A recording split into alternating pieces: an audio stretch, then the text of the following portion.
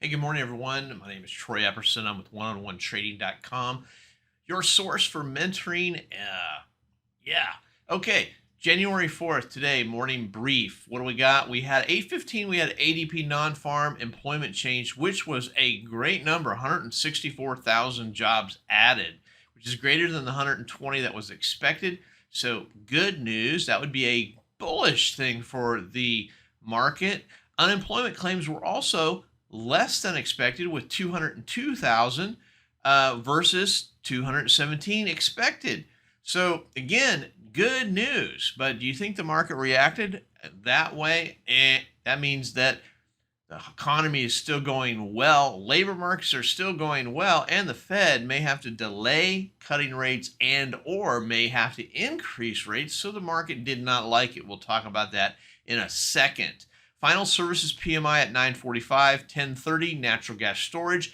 Also today at 11 a.m. we have crude oil inventories. Remember, crude oil inventories is normally a Wednesday thing, but whenever we have a holiday week, it gets shifted by a day. So that's why the crude oil inventories is on Thursday instead of Wednesday.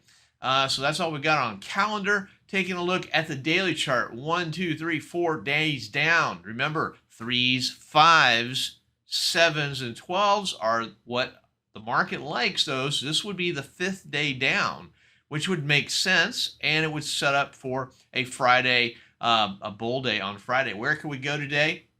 I think we could go to the 40, this low volume node right there at 46.95 as a possibility. Also, maybe 47.10. So those are two downside projections. Upside, I really do not think we can even get to yesterday's high. Maybe that high volume node right there, 47.85, is where I would project potential up move if that is the case today. Taking a look at the inventory. Inventory was negative along with negative price action. Really ugly day yesterday.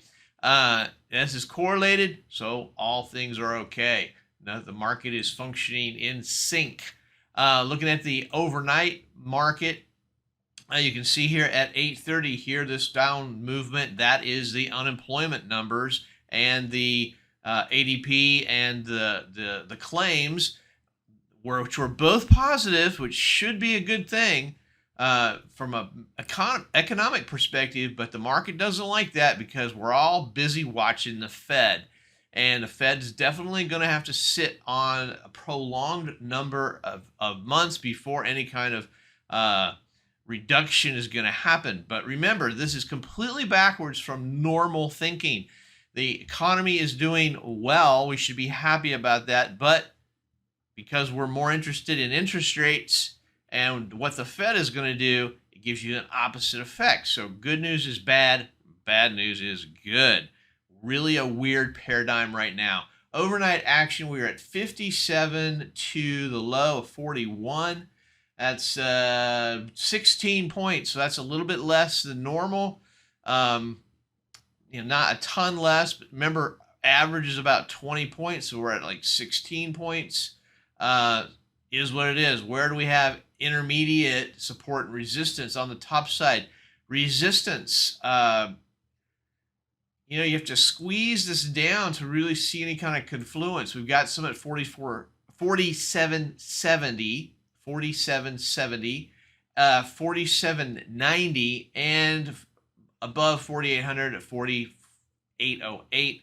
Support, I think there's support around 47.34, 47.10, and 46, I'm going to say 46.97. What I have written down. That's your approximate support and resistance levels for today.